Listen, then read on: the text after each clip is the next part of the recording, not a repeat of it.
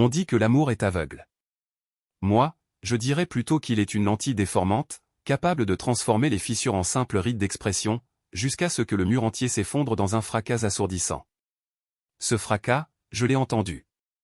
Je l'ai senti vibrer jusqu'à la moelle de mes os, et je suis là aujourd'hui pour vous raconter comment il est advenu, comment les fondations de ma vie, que je croyais inébranlables, ont été réduites en poussière par une trahison que mon cœur, dans sa naïveté, avait longtemps refusé de concevoir. J'avais 43 ans à l'époque, et ma vie, vue de l'extérieur, était l'incarnation même d'une réussite tranquille. Nous vivions dans une maison spacieuse, nichée dans une banlieue verdoyante à quelques kilomètres de Lyon, un endroit où les rues étaient bordées d'arbres centenaires et les jardins débordaient de couleurs au printemps. Mes origines étaient modestes, fils d'ouvriers et de femmes de ménage, mais j'avais gravi les échelons à la force de mon intellect et de ma persévérance. J'avais bâti une entreprise, une société d'investissement qui avait prospéré au-delà de mes rêves les plus fous. Puis, un jour, j'ai décidé de me retirer, du moins en apparence. J'ai confié les rênes à des mains de confiance, tout en gardant un œil vigilant et une participation majoritaire. Mon plan était simple, presque romantique dans sa folie, je voulais tester l'amour. Je voulais savoir si Claire, ma femme, m'aimait pour l'homme que j'étais, ou pour l'aura de succès et de richesse qui m'entourait. Je voulais être cet homme ordinaire, cet homme au foyer et sans ambition apparente, pour voir si son amour pouvait résister à l'épreuve du quotidien, loin des paillettes et des attentes sociales. Ma routine était une partition que je jouais avec une application presque monacale.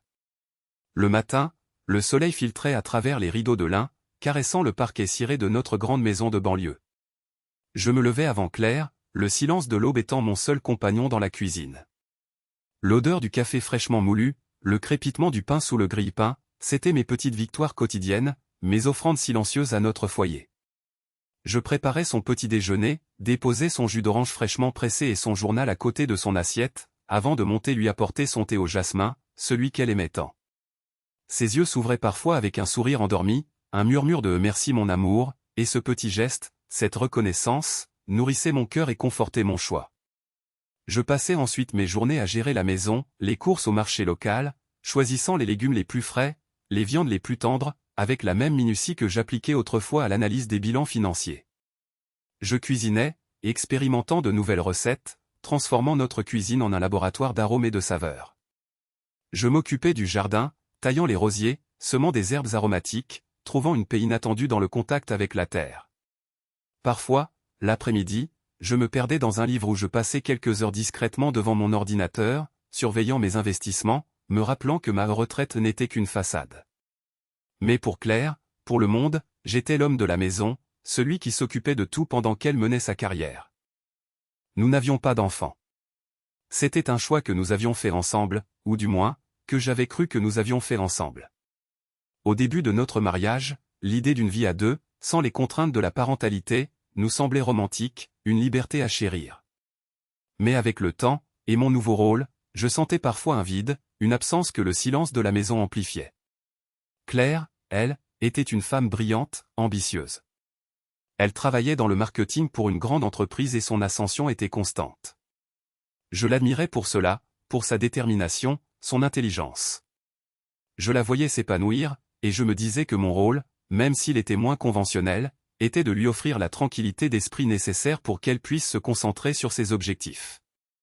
Je croyais que nous formions une équipe, chacun jouant un rôle essentiel, même si le mien était invisible aux yeux du monde. Mais le monde, lui, n'est pas aussi indulgent que l'amour. La société a ses propres règles, ses propres cases à cocher. Un homme, un vrai, doit pourvoir aux besoins de sa famille, n'est-ce pas? Il doit ramener l'argent, être le pilier, le chasseur. Et moi? J'étais le cuisinier, le jardinier, le gérant de la maison. Les regards parfois. Les questions, toujours délicates, souvent maladroites, lors des dîners entre amis, lors des réunions de famille. Alors, Antoine, tu as trouvé un nouveau projet, ou Claire, comment ça se passe avec Antoine à la maison toute la journée? Ce n'est pas trop difficile? Un voile de gêne, une ombre de jugement qui paie. L'année, même si je faisais semblant de ne rien voir, de ne rien entendre. Je sentais la pression monter, non pas pour moi, mais pour Claire.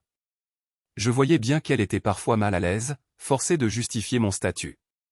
Elle riait, un rire un peu trop forcé, et disait « Antoine est notre pilier émotionnel. Il gère tout à la maison, c'est un luxe incroyable. Mais je voyais la tension dans ses épaules, la façon dont elle évitait mon regard. Que aurais-tu fait à ma place? Aurais-tu abandonné ton expérience pour te conformer aux attentes, ou aurais-tu tenu bon, cherchant cette vérité, même si elle risquait de te briser? C'est à peu près à ce moment-là que les premiers signaux ont commencé à clignoter, faibles au début, comme des lucioles lointaines dans l'obscurité grandissante. Au début, c'était subtil, comme la première feuille qui jaunit à l'automne, presque imperceptible. Un sourire un peu plus contraint, un regard qui s'attardait moins sur moi, plus sur l'écran lumineux de son téléphone. Les conversations, autrefois des fleuves tumultueux où nos pensées s'entrechoquaient et se mêlaient, devenaient des ruisseaux timides, puis de simples flaques d'eau stagnantes. Elle rentrait plus tard, prétextant des réunions de dernière minute, des dossiers urgents. Je l'attendais, le dîner fumant sur la table, et elle arrivait, épuisée, distante, jetant son sac sur le canapé avec un soupir qui semblait porter le poids du monde. « Désolé, mon amour, une journée de folie, disait-elle, sans même un baiser sur le front. Mon esprit, tel un avocat zélé, trouvait toujours une plaidoirie pour l'innocence. Le stress du travail, bien sûr. Les exigences d'une nouvelle promotion. La fatigue. La mienne, surtout, d'imaginer le pire. Puis, son nouveau patron est entré en scène. Monsieur Dubois. Son nom a commencé à résonner dans nos murs, d'abord comme une note lointaine, puis comme un refrain entêtant. Il est tellement dynamique, Antoine. Tellement visionnaire. Tu devrais l'entendre parler de stratégie, c'est fascinant. Chaque mot était une petite piqûre, une comparaison implicite que mon cœur, dans sa candeur, refusait de reconnaître. Elle parlait de lui avec une admiration non dissimulée, décrivant ses idées audacieuses, sa prestance, son charisme. Il était l'homme qui avait révolutionné leur département, l'homme qui comprenait vraiment la vision de l'entreprise. Et moi, dans mon tablier de cuisine, je l'écoutais, hochant la tête, souriant, comme si l'écho de ce nom ne martelait pas déjà les parois de mon âme. Les signes se sont multipliés, se sont faits plus insistants, comme des coups de marteau sur la paroi de verre de notre bonheur. Claire a commencé à changer, pas seulement dans son attitude, mais aussi dans son apparence. De nouvelles robes, plus sophistiquées, plus coûteuses, qui n'étaient pas pour moi, mais pour le bureau, pour ce monde où Monsieur Dubois évoluait. Un nouveau parfum, capiteux, sensuel, qui ne me rappelait pas le parfum léger qu'elle portait depuis des années. Les appels téléphoniques nocturnes, auxquels elle répondait à voix basse, s'isolant dans le jardin ou dans la chambre d'amis. Quand je demandais qui c'était, elle répondait invariablement, juste une collègue, un problème urgent. Et je la croyais. Je voulais la croire. Connais-tu ce sentiment où ton instinct te hurle la vérité, mais ton cœur refuse de l'entendre, s'accrochant désespérément à l'illusion? C'est une torture silencieuse, une danse macabre entre la raison et l'espoir. Un soir, alors que je préparais son plat préféré, un coq au vin mijoté pendant des heures, elle est rentrée, le visage animé, les yeux brillants d'une excitation que je ne lui avais pas vue depuis longtemps. « Antoine, j'ai eu une promotion. C'est incroyable, Monsieur Dubois a vraiment cru en moi. » Elle m'a serré dans ses bras, une étreinte rapide, presque mécanique, mais j'étais tellement heureux pour elle que je n'ai pas remarqué la froideur du geste. J'ai vu l'éclat dans ses yeux, et j'ai cru qu'il était pour notre avenir, pour notre réussite commune. Mais avec le recul, je me demande si cet éclat n'était pas déjà le reflet d'un autre soleil, d'une autre admiration, d'une autre forme d'amour. Les week-ends, autrefois sacrés, passés à flâner ensemble, à visiter des galeries, à cuisiner à quatre mains, sont devenus des champs de bataille silencieux. Elle avait des réunions de travail le samedi matin, des conférences le dimanche après-midi. Je me retrouvais seul, le jardinier des rosiers, le gardien du foyer, mon rôle d'homme au foyer prenant une nouvelle dimension, celle de l'homme laissé pour compte. Je l'observais, assise sur le canapé, absorbée par son téléphone, tapant des messages avec une rapidité fiévreuse, un sourire énigmatique sur les lèvres. Quand j'essayais de l'approcher, de lui prendre la main, elle retirait la sienne, prétextant une concentration intense. « Antoine, s'il te plaît, c'est important. Je dois répondre à Monsieur Dubois. M. Onsieur Dubois, toujours Monsieur Dubois. » Son nom était devenu le troisième habitant de notre maison, un fantôme omniprésent, s'insinuant dans chaque recoin de notre intimité, de nos conversations, de nos silences. Je me souviens d'une soirée en particulier. Le vent hurlait dehors, frappant les volets de notre chambre. J'étais étendu à côté d'elle, le bras tendu, cherchant sa main, cherchant la chaleur familière de son corps. Elle était rigide, les yeux fixés sur le plafond, perdue dans ses pensées. « Ça va, mon amour » ai-je murmuré, la voix emplie d'une anxiété grandissante. Elle a sursauté, comme si je l'avais réveillée d'un profond sommeil. « Oui, oui, très bien. Je pensais juste au travail. À un projet important que Monsieur Dubois m'a confié. » Elle a roulé sur le côté, me tournant le dos, et son souffle est devenu régulier, ou du moins, elle a simulé le sommeil. J'ai fixé son dos, la courbe de son épaule, et pour la première fois, j'ai eu l'impression de regarder une étrangère.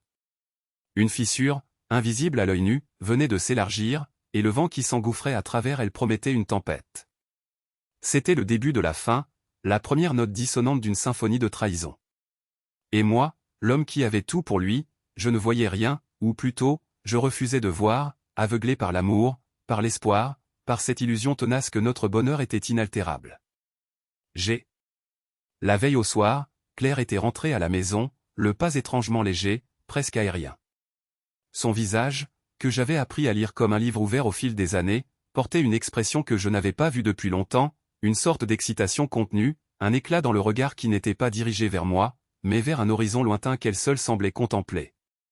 Je l'attendais dans la cuisine, le lieu de nos confidences quotidiennes, de nos rires partagés autour d'un plat simple mais savoureux. Je préparais notre dîner habituel, une routine réconfortante que j'avais cultivée avec amour, une encre dans le tourbillon de sa vie professionnelle et le calme apparent de la mienne. Mais ce soir-là, l'air autour d'elle crépitait d'une énergie nouvelle, une tension électrique palpable qui annonçait un changement, un bouleversement imminent. Elle posa son sac à main sur le comptoir en marbre avec une désinvolture nouvelle, un geste qui me parut étrangement étranger. Son regard balaya la pièce, non pas avec la tendresse familière d'une femme qui retrouve son foyer, mais avec une sorte d'évaluation clinique, comme si elle voyait notre intérieur pour la première fois à travers les yeux d'un étranger, ou pire, d'un juge. « Antoine, dit-elle, sa voix teintée d'une excitation qu'elle s'efforçait de maîtriser, mais qui perçait à travers chaque mot, comme une source vive sous une mince couche de terre. J'ai une nouvelle. Monsieur Dubois, mon patron, va dîner avec nous demain soir. » La phrase tomba dans l'eau calme de ma routine comme une pierre jetée avec force, brisant le miroir de notre tranquillité. Un patron ? Chez nous ? Mon cœur, qui s'était habitué au rythme paisible de nos soirées, manqua un battement, puis se mit à tambouriner avec une force nouvelle, un pressentiment sombre s'insinuant dans chaque veine. Que aurais-tu ressenti à ma place ? Aurais-tu perçu cette même morsure d'anxiété, cette intuition glaciale que quelque chose d'irréversible venait d'être mis en mouvement, que les dés étaient jetés sur la table de notre destin ? Je la regardais, mon couteau de cuisine suspendu au-dessus des légumes que je m'apprêtais à émincer, le silence se faisant lourd et oppressant entre nous. Ce n'était pas une suggestion, pas une question délicate. C'était une annonce, un fait accompli, imposé sans la moindre consultation, comme une tâche que l'on confie à un subordonné, une directive qu'on ne discute pas. Il est très important pour ma carrière, tu comprends, ajouta-t-elle, son regard se posant sur moi avec une intensité calculée, un mélange d'attente et d'exigence. Il faut que tout soit parfait. Absolument parfait. Le mot parfait résonna dans la cuisine, un écho moqueur qui semblait se moquer de toutes les fois où j'avais cru que notre vie ensemble, avec ses imperfections et ses petites aspérités, était déjà, à sa manière unique, une forme de perfection. Mais pour elle, la perfection avait désormais un visage, celui de Monsieur Dubois, et un prix exorbitant, celui de ma dignité, de mon rôle, de mon identité. Elle commença alors à me donner des instructions, un flot ininterrompu de directives précises sur le menu, sur la présentation, sur l'ambiance. Pas trop de sel sur le steak, il n'aime pas ça. Et le vin, il faut qu'il soit d'une bonne année, tu sais, celui que je t'ai dit d'acheter pour une occasion spéciale. Eh bien, c'est l'occasion spéciale. Ces mots étaient des coups de marteau sur le verre fragile de mon cœur, brisant les illusions une à une, faisant voler en éclats la douce chimère de notre 6. Ce vin, ce précieux flacon que j'avais gardé avec tant de soin pour notre anniversaire de mariage, pour une célébration de astérisque nous astérisque, devenait l'instrument de sa propre ascension sociale, un sacrifice cynique sur l'autel de son ambition dévorante. Elle continuait, chaque phrase une humiliation nouvelle, chaque directive une flèche acérée plantée dans ma chair. Et habille-toi correctement, s'il te plaît. Pas tes vieux jeans délavés. Mais cette chemise que je t'ai offerte, la bleue, celle qui te va bien. Et ne parle pas trop de tes passions. Il n'est pas intéressé par le jardinage ou tes projets de rénovation du garage. concentre-toi sur le service, sur le bon déroulement de la soirée. Le mot au service me frappa de plein fouet, un coup direct à l'estomac. J'étais réduit à un simple serviteur dans ma propre maison, un figurant muet dans la pièce qu'elle mettait en scène pour impressionner un homme qui n'avait aucune idée de qui j'étais réellement, ni de l'ampleur de mon pouvoir. La colère montait en moi, une marée sombre et amère, mais elle était contenue, enfermée derrière le barrage de mon expérimentation, de ma quête obstinée de la vérité. Je devais voir jusqu'où elle irait, jusqu'où son ambition l'amènerait. Je devais. Le dé était jeté, la partie pouvait commencer. La journée suivante fut un purgatoire, une lente descente aux enfers de l'humiliation. Chaque geste dans la cuisine était imprégné d'une douleur lancinante, chaque mouvement une piqûre d'amertume. Les oignons que je coupais me faisaient pleurer, mais je savais, au plus profond de mon être, que ce n'étaient pas seulement les vapeurs âcres qui piquaient mes yeux. C'était l'amertume grandissante, la sensation d'être rabaissé, de me plier à des ordres qui me dépossédaient de mon identité, même de mon rôle d'hôte, de mari. J'étais le cuisinier, le sommelier, le valet, tout sauf l'homme qu'elle avait épousé, l'homme avec qui elle avait juré de partager sa vie. J'avais toujours aimé cuisiner pour Claire, c'était pour moi un acte d'amour profond, une façon de prendre soin d'elle, de nourrir notre foyer, de tisser les liens de notre intimité autour de saveurs partagées. Mais ce jour-là, chaque plat que je préparais, chaque sauce que je montais avec soin, chaque légume que je taillais avec précision, était une offrande amère à une idole étrangère, une trahison silencieuse de tout ce que notre cuisine avait représenté pour nous. Le parfum enivrant de la viande saisie sur le feu, le frémissement apaisant de l'huile dans la poêle, le doux murmure du vin qui respirait dans sa carafe en cristal. Autrefois, ces sons et ces odeurs auraient rempli la maison d'une atmosphère chaleureuse et réconfortante, d'une promesse de convivialité et de bonheur partagé. Mais ce soir-là, ils étaient lourds, chargés d'un pressentiment funeste, d'une tension palpable qui s'infiltrait dans les murs, dans les meubles, dans chaque recoin de notre foyer. Je me sentais comme un acteur sur une scène de théâtre, forcé de jouer un rôle qui me répugnait, un rôle dans lequel je devais effacer mon véritable moi, ma personnalité, ma puissance, pour ne pas éclipser la star de la soirée, l'homme qu'elle voulait tant impressionner. Mon cœur battait d'une cadence irrégulière, un tambour lointain annonçant une bataille que je n'avais pas choisie, mais que je devais mener jusqu'au bout, pour ma propre vérité. Claire était partout, et nulle part à la fois. Elle apparaissait et disparaissait dans l'encadrement de la porte de la cuisine, un fantôme élégant, son regard perçant scrutant chaque détail, chaque mouvement que je faisais, comme si j'étais un apprenti maladroit sous ses ordres. « As-tu mis les bougies ? Sont-elles bien droites, parfaitement alignées ? Et la nappe, elle n'est pas froissée, n'est-ce pas ? Il faut que ce soit impeccable. » Ces questions étaient des épingles fines et acérées, plantées avec une précision cruelle dans ma patience, dans ma dignité. Je hochais la tête, ou répondais par des monosyllabes, ma voix étranglée par la boule de frustration et de chagrin qui se formait dans ma gorge, une boule de plus en plus grosse, de plus en plus douloureuse. Je me demandais, en mon fort intérieur, si elle se rendait compte de la violence de ces mots, de la façon dont elle me dépouillait de ma dignité, pièce par pièce, me réduisant à une coquille vide. Ou était-ce intentionnel ? Une façon calculée de me réduire à l'insignifiance avant l'arrivée de son grand homme, de son nouveau Dieu. Chaque fois que j'ouvrais le four, une vague de chaleur intense m'enveloppait, mais elle ne parvenait pas à réchauffer le froid glacial qui s'était installé en moi, un froid qui pénétrait jusqu'à mes os. Je pensais à mon bureau, à l'autre vie que je menais en secret, à la complexité des décisions que je prenais chaque jour, aux millions d'euros en jeu, au destin d'entreprise qui reposait sur mes épaules. Et ici, dans ma propre cuisine, je m'inquiétais du point de cuisson d'un steak, de la température idéale d'une sauce, de l'alignement des bougies. La dichotomie était grotesque, absurde, et pourtant terriblement réelle, douloureusement palpable. Je savais que j'étais riche, que j'avais le pouvoir de changer la vie de Monsieur Dubois d'un simple coup de fil, de le faire disparaître du jour au lendemain. Mais je devais jouer ce rôle jusqu'au bout, jusqu'à la révélation inévitable. Le test devait être complet, la vérité devait éclater d'elle-même, sans ma provocation directe, sans ma main visible. C'était mon fardeau, mon chemin de croix solitaire. La sonnette retentit enfin, un son aigu et strident qui perça le silence tendu de la maison, annonçant l'arrivée tant attendue. C'était l'heure. Claire se précipita vers la porte, son visage éclairé par une lueur d'anticipation fiévreuse, comme une enfant attendant l'arrivée du Père Noël, ou une jeune fille son prince charmant.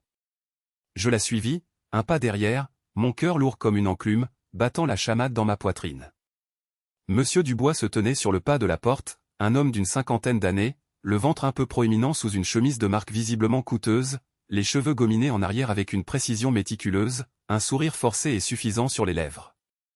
Il dégageait une aura d'importance autoproclamée, de quelqu'un habitué à être obéi, admiré, et dont chaque parole était censée être une sentence. « Monsieur Dubois. »« Bienvenue » s'exclama Claire, sa voix montant d'un ton, pleine d'une adulation à peine voilée, d'une flatterie éhontée. Elle lui tendit la main, qu'il serra avec un air condescendant, son regard balayant l'entrée avec une expression d'évaluation, comme s'il notait chaque détail du décor, chaque imperfection, chaque signe de richesse ou de médiocrité. Puis son regard tomba sur moi. Un regard rapide, désintéressé, à peine une reconnaissance de ma présence. Il ne me tendit pas la main. Il ne fit aucun effort. « Et vous êtes » demanda-t-il, son ton impliquant que ma présence était une énigme mineure, une formalité ennuyeuse qu'il devait régler avant de passer aux choses sérieuses. « C'est Antoine, mon mari, répondit Claire, sa voix un peu trop rapide, un peu trop pressée, comme si elle était désireuse de minimiser mon importance, de me reléguer au second plan. Il est, à la maison. Le mot « à la maison » fut prononcé avec une légère hésitation, une pointe d'embarras que je ne pus m'empêcher de remarquer, une gêne qui me transperça. Je lui offris un sourire poli, un masque bien ancré sur mon visage, dissimulant la tempête qui faisait rage en moi. « Bonsoir, monsieur Dubois. Bienvenue chez nous. » J'insistai légèrement sur le « chez nous », un infime acte de rébellion, un murmure silencieux que personne ne remarqua. La soirée commença. Nous nous installâmes à table, la nappe immaculée, d'un blanc pur, l'argenterie scintillante sous la lumière tamisée des bougies que j'avais allumées. Claire avait mis notre plus beau service, celui que nous n'utilisions que pour les grandes occasions, les vraies occasions de joie et de partage. Pour elle, cette soirée était une grande occasion, la plus grande de sa vie peut-être, le tremplin vers son ambition. Monsieur Dubois s'installa avec l'assurance d'un conquérant, son regard scrutant le décor, puis la nourriture que j'avais passé des heures à préparer avec tant de soin, tant de douleur. Il prit son verre de vin, le fit tournoyer avec un air d'expert autoproclamé, reniflant le bouquet avec un air entendu. Un bon cru, Claire. Vous avez de bon goût. Il ne me regarda même pas. Comme si j'étais invisible, un simple fantôme dans ma propre maison, un serviteur silencieux dont la vie n'avait aucune importance. La conversation s'engagea alors, un balai d'insupportables de flatteries éhontées de la part de Claire, et de monologues égocentriques de la part de monsieur Dubois. Il parlait de son travail, de ses succès éclatants, des défis colossaux qu'il relevait chaque jour, des décisions courageuses et visionnaires qu'il prenait pour l'entreprise. Claire pendait à ses lèvres, ses yeux brillants d'une admiration que je n'avais pas vue diriger vers moi depuis des années, un éclat que je croyais perdu. Elle riait à ses blagues, même les plus plates, les plus grossières, et acquiesçait à chacun de ses propos avec une ferveur déconcertante, une dévotion presque religieuse. C'était un spectacle insoutenable, un coup de poignard après l'autre dans mon cœur déjà meurtri, déjà saignant. Je me sentais comme un étranger à ma propre table, un accessoire muet, un meuble silencieux, un élément de décor dont la présence était à peine tolérée. « Et vous, Antoine » demanda monsieur Dubois, comme par obligation, au milieu d'une énième tirade sur l'importance du leadership et de la vision. « Que faites-vous de vos journées, exactement » Son ton était teinté d'un mépris à peine voilé, d'une curiosité polie mais profondément condescendante, comme s'il s'adressait à un enfant ou à un animal de compagnie. Claire se raidit à côté de lui, son regard me lançant un avertissement silencieux, un message clair, ne dis rien d'embarrassant. Ne gâche pas tout. J'aurais pu lui dire. J'aurais pu lui révéler la vérité, lui asséner le coup fatal, le faire tomber de son piédestal d'un seul mot. Mais je voulais que ce soit lui qui le découvre, que la vérité le frappe de plein fouet, sans que j'aie à la prononcer, qu'elle s'impose à lui comme un jugement divin.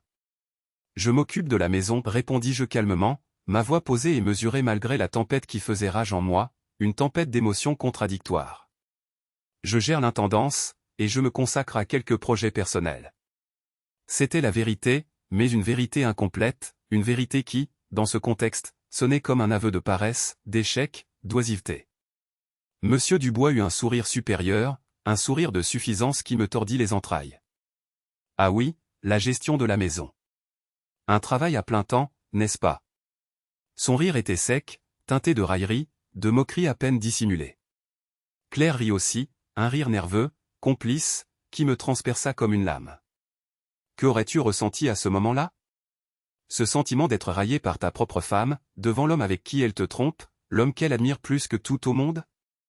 C'était une humiliation si profonde qu'elle en devenait physique, une brûlure lancinante dans ma poitrine, une douleur insupportable. Je les observais, le cœur lourd et brisé. Chaque mot échangé entre eux était une corde qui m'étranglait un peu plus, me privant d'air, de vie. Chaque regard de Claire à son patron était un couteau tourné dans la plaie béante de mon amour. Je voyais la façon dont elle se penchait vers lui, la façon dont elle touchait son bras pour souligner un point, la façon dont ses yeux cherchaient son approbation, son admiration, sa validation. C'était une danse macabre, une célébration de leur trahison, jouée sous mon propre toit, avec moi comme témoin impuissant, ou du moins, c'est ce qu'ils croyaient, dans leur aveuglement. Le dîner touchait à sa fin, les assiettes presque vides, l'atmosphère alourdie par le vin et la suffisance grandiloquente de Monsieur Dubois. Il était en pleine dissertation sur une décision stratégique audacieuse qu'il venait de prendre au sein de l'entreprise, une décision qui, selon lui, allait révolutionner le marché. Il faut avoir des tripes, vous savez, pour diriger une entreprise de cette taille. Ne pas avoir peur de prendre des risques, de bousculer les choses, d'aller contre le courant. Beaucoup de gens n'ont pas cette vision, cette audace, cette force de caractère. Il parlait avec une emphase grandiloquente, sa main droite gesticulant dans l'air pour appuyer ses propos, son regard balayant la pièce pour s'assurer que nous étions tous captivés par sa sagesse prétendue, par sa magnificence. C'est à ce moment précis que son regard, dans son mouvement circulaire, s'arrêta brusquement. Il ne s'arrêta pas sur moi, ni sur Claire, mais sur le mur juste derrière moi. Sur ce mur, j'avais choisi d'accrocher quelques objets qui décoraient notre salle à manger, des objets qui racontaient une histoire, notre histoire, ou du moins, celle que je croyais être la nôtre. Il y avait une toile abstraite que Claire aimait particulièrement, quelques photos de nos voyages ensemble, et, un peu plus haut, encadré avec une discrétion certaine, mon diplôme universitaire. À côté de celui-ci, une photo un peu plus grande, prise il y a une quinzaine d'années, lors de la cérémonie de fondation de ma première entreprise. J'y figurais jeune, rayonnant, serrant la main d'un investisseur important, le logo de ma société bien visible en arrière-plan, comme une promesse d'avenir. Le rire de Monsieur Dubois s'éteignit subitement. Son geste s'interrompit en plein vol, sa main restant suspendue dans l'air. Ses yeux, d'abord curieux, s'agrandirent, et une expression de confusion commença à se dessiner sur son visage, remplaçant peu à peu son air suffisant. Il plissa les yeux, comme s'il essayait de déchiffrer une écriture illisible, une énigme insoluble. « C'est quoi ça » murmura-t-il, sa voix soudainement dénuée de son assurance habituelle, un filet d'air. Claire, qui était en train de lui servir un dernier verre de digestif, leva les yeux, intriguée par son changement soudain de ton, par son attitude étrange. « Quoi donc, Monsieur Dubois » demanda-t-elle, un pli d'inquiétude apparaissant entre ses sourcils, une lueur de peur dans son regard. Il pointa un doigt tremblant vers le mur. Le diplôme. Et la photo. Je restai immobile, un calme étrange s'étant emparé de moi, un calme terrifiant. C'était le moment. Le moment où le voile allait se déchirer, où la vérité, brute et impitoyable, allait s'écraser sur eux comme un rocher, comme une avalanche. Monsieur Dubois se leva lentement, son regard rivé sur le mur, comme si une force invisible attirait, le magnétisait. Il s'approcha à pas lents, ses pas lourds résonnant dans le silence soudain et oppressant de la pièce. Il tendit la main, et son doigt traça la ligne du cadre du diplôme, puis de la photographie, comme pour vérifier leur réalité. « C'est impossible » souffla-t-il, sa voix à peine audible, un filet d'air qui peinait à sortir de sa gorge. Ses joues, d'abord rouges de vin et d'arrogance, se vidèrent de leur couleur, devenant cireuses, livides, comme celles d'un cadavre. Ses yeux, injectés de sang, passèrent du diplôme à la photo, puis à moi, dans un va-et-vient frénétique. Puis encore au mur, comme s'il espérait que son esprit lui jouait des tours, que l'image se transformerait, s'effacerait, disparaîtrait. Mais elle était là, immuable, la preuve irréfutable de mon autre vie, de mon autre identité, de mon véritable pouvoir. La photo me montrait, oui, mais elle montrait aussi le logo de Global Innovation, cette entreprise que j'avais fondée, que j'avais fait grandir avec tant d'efforts, et dont Monsieur Dubois était aujourd'hui un simple directeur, pensant en être le maître incontesté. Il fit un pas en arrière, trébuchant presque sur le tapis, manquant de tomber. Une sueur froide perla sur son front, coulant le long de ses tempes. « Mais c'est vous » articula-t-il enfin, sa voix étranglée par la terreur, une peur panique s'étant emparée de lui. Le président du conseil d'administration. C'est votre photo. Le fondateur. Son regard était celui d'un homme qui venait de voir un fantôme, ou pire, son bourreau, son juge. Il me regarda, puis Claire, puis de nouveau moi, un va-et-vient frénétique de ses yeux, comme un animal pris au piège, cherchant désespérément une issue.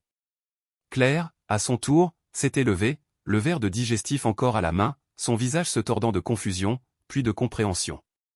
Quoi? De quoi parlez-vous, monsieur Dubois? Antoine est. Antoine est mon mari. Elle essaya de rire, un rire mince et hésitant, mais il mourut dans sa gorge en voyant l'expression de terreur pure sur le visage de son patron, l'homme qu'elle admirait tant.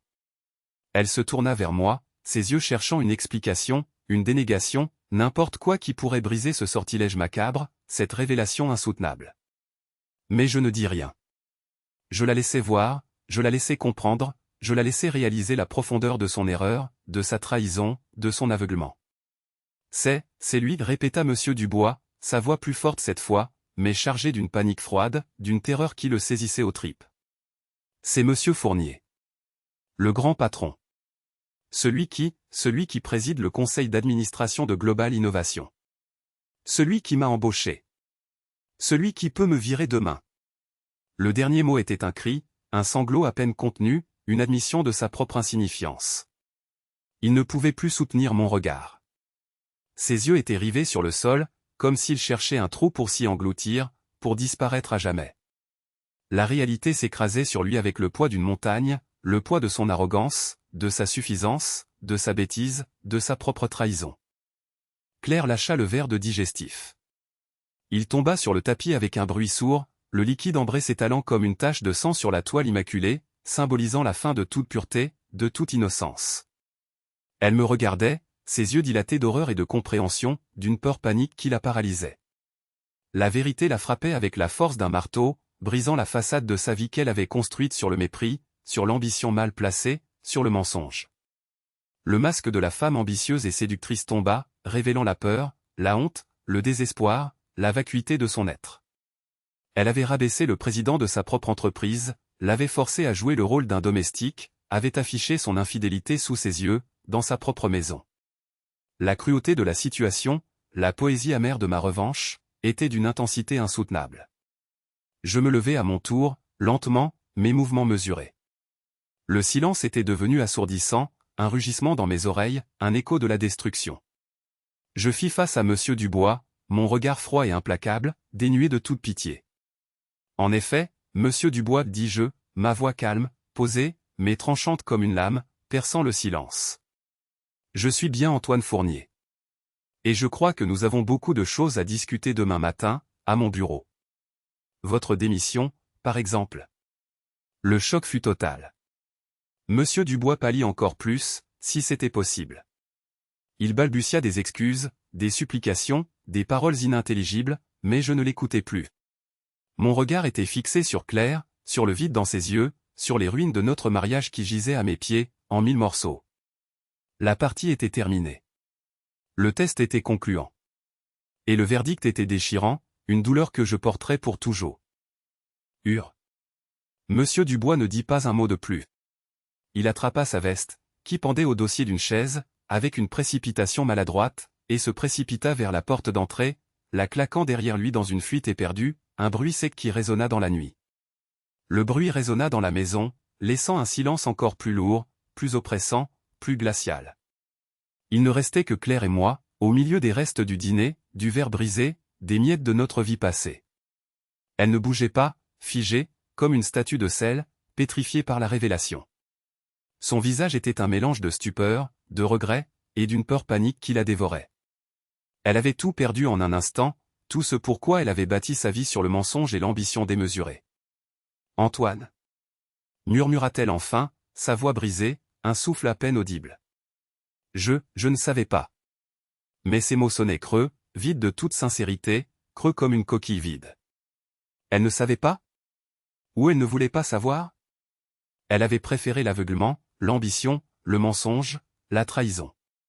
Bien sûr que tu ne savais pas, Claire, lui répondis-je, ma voix dénuée de toute émotion, une coque vide, un écho lointain de l'homme que j'avais été. Tu ne savais pas, parce que tu ne regardais plus. Tu ne voyais que ce que tu voulais voir, ce qui servait tes propres intérêts. Le goût de la victoire était amer, plus amer que toutes les défaites que j'avais jamais connues. Le prix de cette vérité était la destruction de tout ce que j'avais cru être mon foyer, ma famille, mon amour. La soirée se termina dans un silence assourdissant, brisé seulement par le battement de mon propre cœur, lourd et douloureux, un métronome de ma souffrance. Je n'avais plus rien à dire.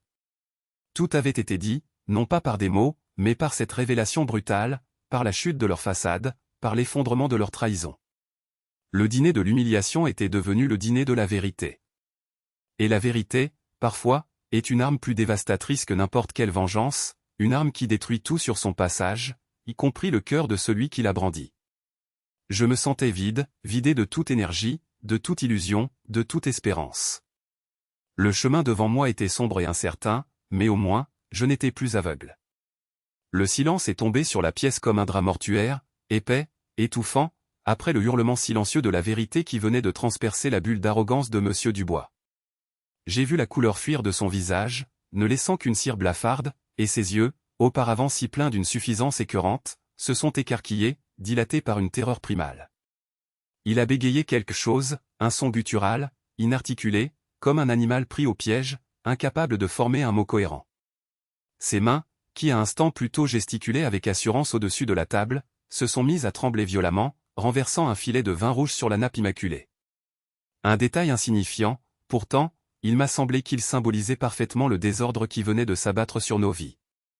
Claire, assise en face de lui, avait le même masque d'horreur, mais le sien était teinté d'une incompréhension totale, d'une stupeur qui se transformait lentement en une panique glaciale. Ses yeux passaient de mon diplôme, que Dubois venait d'identifier avec une précision chirurgicale, à mon visage, puis à celui de Dubois, comme si elle essayait de reconstituer un puzzle dont il manquait toutes les pièces essentielles. Elle a murmuré mon nom, un souffle à peine audible, une question plus qu'une affirmation, comme si elle espérait que je démente cette réalité absurde qui venait de s'imposer. Qu'aurait-elle voulu que je dise? Que non, ce n'était pas moi, que ce diplôme était un faux, une plaisanterie de mauvais goût? Mais la vérité, elle, était là, gravée sur le papier, confirmée par le regard paniqué de son patron. Monsieur Dubois a finalement réussi à se lever, sa chaise raclant le parquet avec un son strident qui a déchiré le silence. Il n'a pas cherché à s'excuser, n'a pas tenté d'expliquer l'inexplicable. Il s'est contenté de fuir, littéralement. Sa démarche était hésitante, ses jambes semblaient ne plus vouloir le porter. Il a trébuché en atteignant la porte, l'a ouverte sans un mot et a disparu dans la nuit, claquant derrière lui le lourd battant de notre entrée. Le bruit a résonné dans la maison vide, un écho froid et définitif. Les assiettes, à peine entamées, gisaient là, témoins muets d'une soirée qui avait commencé par la farce et s'était achevée dans le drame. Le parfum du steak, autrefois si appétissant, me semblait désormais lourd de rancœur et de mépris. J'avais passé des heures à le préparer, à le faire cuire à la perfection, à le saler juste ce qu'il fallait, sous les injonctions condescendantes de Claire, et maintenant, il était là, froid, repoussant, un symbole de tout ce qui venait d'être gâché. Je suis resté immobile, les yeux rivés sur Claire. Elle avait les mains serrées sur la table, ses jointures blanchies, son visage figé dans une expression de détresse absolue. Les larmes n'étaient pas encore venues, mais je pouvais les sentir prêtes à jaillir, une inondation imminente. Et moi? Qu'est-ce que je ressentais à cet instant précis? Pas de la joie, non, certainement pas. Une satisfaction amère peut-être, d'avoir vu la vérité éclater au grand jour, mais elle était noyée sous une vague de tristesse si profonde qu'elle en devenait physique. Mon cœur, que j'avais cru endurci par des semaines de doutes et de signaux ignorés, se brisait une fois de plus, se fissurant sous le poids de la trahison. C'était la fin, je le savais. La fin d'une illusion, la fin d'une confiance, la fin de tout ce que nous avions construit. La confrontation, inévitable, n'a pas tardé. Claire a fini par lever les yeux vers moi, ses yeux pleins d'une douleur mêlée de reproches. Pourquoi, Antoine? Pourquoi tout ça? Pourquoi tu ne m'as rien dit? Sa voix était un chuchotement brisé, mais chaque mot était une accusation. J'ai soupiré, un soupir qui venait du plus profond de mon être. Pourquoi, Claire? Vraiment? Tu me poses la question, toi? Tu m'as humilié dans ma propre maison, devant un homme que tu admirais pour son statut, un homme qui allait me licencier demain si j'avais été cet homme au foyer sans le sou que tu croyais. Tu m'as rabaissé, tu m'as traité comme un serviteur, tu as flirté avec ton patron, et tu oses me demander pourquoi j'ai gardé mon secret? Les mots sont sortis, tranchants, acérés, comme des éclats de verre. Je ne voulais pas être cruel, mais la douleur était trop vive pour que je puisse la contenir. Elle a pleuré, des sanglots rauques et désespérés qui secouaient tout son corps. Mais je ne savais pas. Je voulais juste te rendre fier de moi, montrer que j'avais réussi. Son explication était faible, pathétique, et elle le savait. Elle savait que son admiration pour Dubois n'était pas juste professionnelle, que ses regards, ses sourires, ses attentions n'étaient pas innocents. Elle savait qu'elle m'avait délaissé, ignoré, traité avec un mépris grandissant. Et maintenant, elle voyait la véritable ampleur de son erreur, non seulement sur le plan personnel, mais aussi professionnel. L'homme qu'elle courtisait était mon subordonné. L'homme qu'elle méprisait était son véritable employeur. L'ironie était cruelle, et elle la frappait de plein fouet.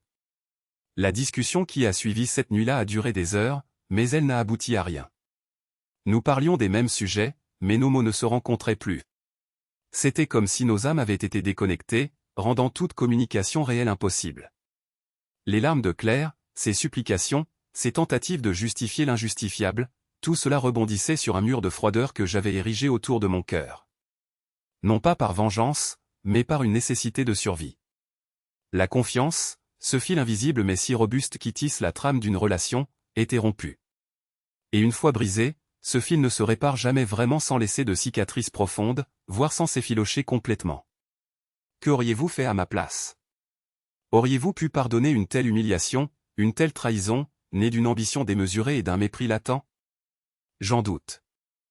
Le lendemain matin, M. Dubois, comme je m'y attendais, envoyait sa démission. Une démission sans préavis, sans explication, simplement un message lapidaire à la direction. J'ai eu un bref échange avec lui au téléphone. Sa voix était celle d'un homme brisé, sa suffisance envolée, remplacée par une peur panique.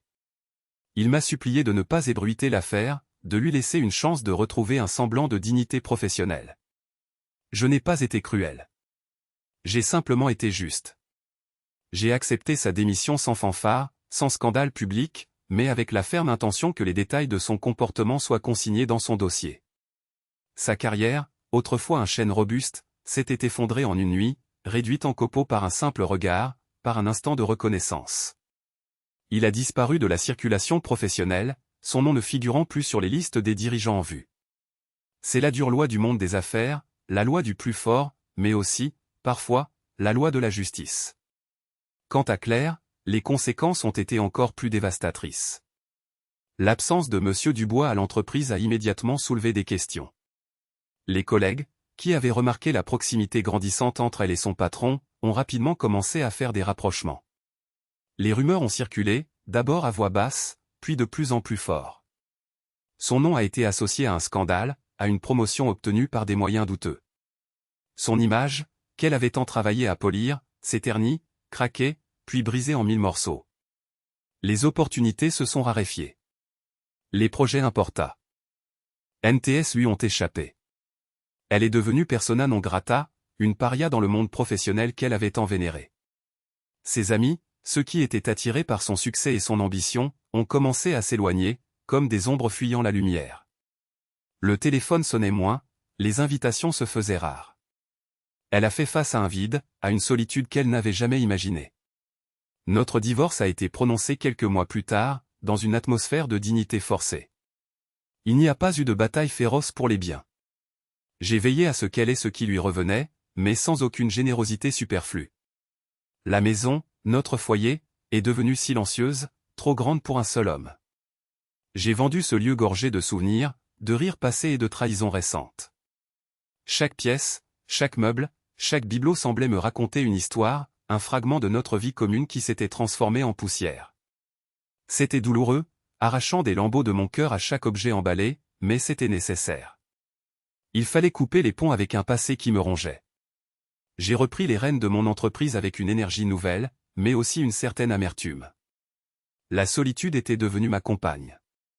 Les journées étaient remplies de réunions, de décisions importantes, de chiffres et de stratégies, mais les soirées, elles, étaient vides. Chaque soir, le silence de mon appartement vide était un écho assourdissant de cette solitude que je n'avais pas choisie, mais que j'avais, d'une certaine manière, provoquée. Je me suis replongé dans le travail, non plus comme un jeu ou un défi, mais comme une encre, un moyen de ne pas sombrer complètement. Le succès était là, plus éclatant que jamais, mais son goût était différent, teinté d'une mélancolie persistante. Mon cœur était un vase brisé, ses fragments éparpillés sur le sol froid de la réalité, attendant que quelqu'un, peut-être moi-même, les ramasse un à un, avec une infinie patience. Les mois, puis les années, ont passé. J'ai appris à vivre avec les cicatrices, à les accepter comme des marques de mon parcours. J'ai rencontré d'autres personnes, mais la méfiance était devenue un réflexe, une carapace que j'avais du mal à briser. La peur d'être à nouveau trahi, d'être à nouveau utilisé pour mon statut, pour mon argent, était ancrée en moi. Est-ce qu'on peut vraiment tester l'amour sans le briser? Est-ce que la vérité, aussi libératrice soit-elle, ne laisse pas toujours des cicatrices indélébiles? Je n'ai pas de réponse simple à ces questions. Ce que je sais, c'est que l'amour ne devrait pas avoir besoin d'être testé. Il devrait être une évidence, un don mutuel, une confiance inconditionnelle. J'ai beaucoup réfléchi à tout ce qui s'est passé. À la fragilité de la confiance, une chose si précieuse, si difficile à construire et si facile à détruire. À la vanité de l'ambition superficielle, celle qui pousse à écraser les autres, à trahir les siens, pour une gloire éphémère. À l'importance de l'honnêteté, non seulement envers les autres, mais surtout envers soi-même. Claire s'est perdue dans un labyrinthe de désirs et d'illusions, oubliant ce qui était vraiment important. Elle a couru après un fantôme de succès, laissant derrière elle un amour sincère, même s'il était caché sous un déguisement. Et moi, j'ai couru le risque de tout perdre pour une vérité qui m'a dévasté. Le prix de la connaissance a été le prix de mon bonheur. Aujourd'hui, je suis un homme différent. Plus sage, peut-être, mais aussi plus marqué. Je crois toujours en l'amour, mais avec une prudence infinie, une conscience aiguë de ses failles et de ses exigences. Je comprends maintenant que la richesse ne garantit pas le bonheur, et que l'apparence ne reflète jamais la profondeur d'un être. La leçon la plus dure que j'ai apprise est que l'amour véritable ne se mesure pas à la taille de votre compte en banque, ni à l'éclat de votre carrière, mais à la pureté des intentions, à la force du respect mutuel, et à la solidité d'une confiance qui résiste à toutes les épreuves, même celles que l'on ne cherche pas à provoquer. Cette histoire, mon histoire, aurait pu arriver n'importe où, dans n'importe quelle ville, à n'importe quel couple qui un jour, a laissé la superficialité s'infiltrer dans les fondations de son amour. Il suffit d'un instant, d'une décision, d'un mensonge, pour que tout bascule, pour que le château de cartes s'effondre, révélant la vulnérabilité de ce que l'on croyait indestructible. C'est un rappel brutal que les apparences sont trompeuses, que les jugements hâtifs peuvent détruire des vies, et que la véritable valeur d'une personne ne se trouve jamais dans son titre ou son salaire, mais dans son cœur et son intégrité. Je vous invite à partager vos propres réflexions dans les commentaires ci-dessous. Avez-vous déjà été confronté à une situation où l'apparence a pris le pas sur la réalité? Comment avez-vous géré la trahison ou la déception? Vos expériences peuvent en aider d'autres personnes. Si cette histoire vous a touché, n'hésitez pas à la partager et à vous abonner à la chaîne pour d'autres récits de vie. Merci de m'avoir écouté.